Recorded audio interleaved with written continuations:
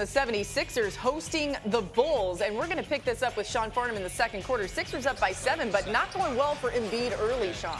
Yeah, the miss, then the other miss, and, frustration kind of setting in Philadelphia. You guys have been talking about that a little bit lately. I've been watching. Just a little bit. We're glad that you're a fan of the show. Here, the frustration would continue. You see Zach LaVine wide open. No? Yeah. Hey, the Sixers fans didn't like it, Sean. Take a listen. You can count it. Sixers down 3. We'll be back. All right, look, in case you couldn't hear it, that was the fans booing there at home. Fourth quarter now, game tied at 83, and maybe the boos got to Joel Embiid. He starts to play better. You get a little bit of edge, you get a little upset, you score, and you start to make an impact on the court.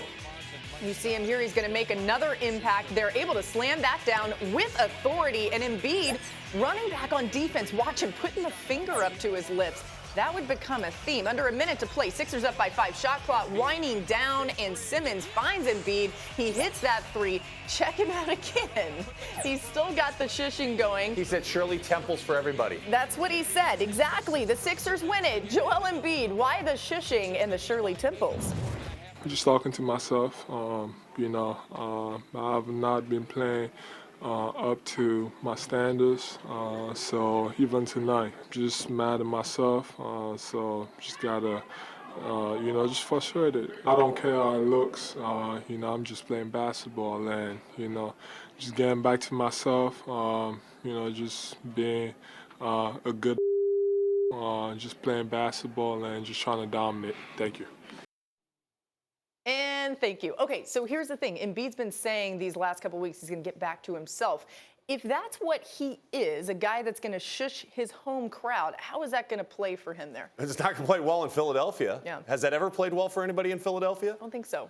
Look, this team is a big disappointment. And I made reference to it. You guys have been talking about this for the last couple of weeks on this show. But when you're talking about the Philadelphia 76ers, they're the only team in the NBA with 4 $100 million contracts on their roster. And when all 4 of those players are out on the floor, they're actually -3 this year in plus minus. So they're not getting the production. They're good individual players. They're good pieces. The bigger problem for this team right now is the lack of leadership.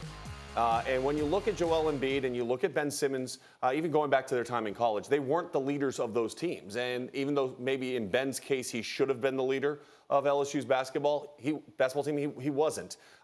When they lost Jimmy Butler, they lost a guy that could grab you by your jersey, get in your face, and really kind of bring you back to where you needed to be. I think the loss of J.J. Redick has hurt them, the outside shooting. This team hasn't played like a team that is capable of winning the Eastern Conference, and I don't think their pieces are on this roster in the current makeup to make a run like that. Yeah, it's interesting because it feels like so much of it goes back to Jimmy Butler and not having him around. Obviously, he's contributing well for the Heat. Yeah, that's worked out well. Right. So when you think about the complaints that some of the guys have had, Embiid said spacing's an issue. He doesn't know what the offensive identity is. You said you're not sure with this current construct they can make a really nice run in the playoffs. But what can they do to try to get a little bit more going? Well, I do think playing with that edge is important. And I think Joel Embiid and what he's alluding to there is, hey, I've got to get my edge back to my game. And anytime as a player you feel comfortable, I think you lose that edge, and subsequently you lose your level of success. When you have that chip on your shoulder, good things can more often happen. Thank you for watching ESPN on YouTube. For more sports and analysis, download the ESPN app. And for live streaming sports and premium content, subscribe to ESPN Plus right now.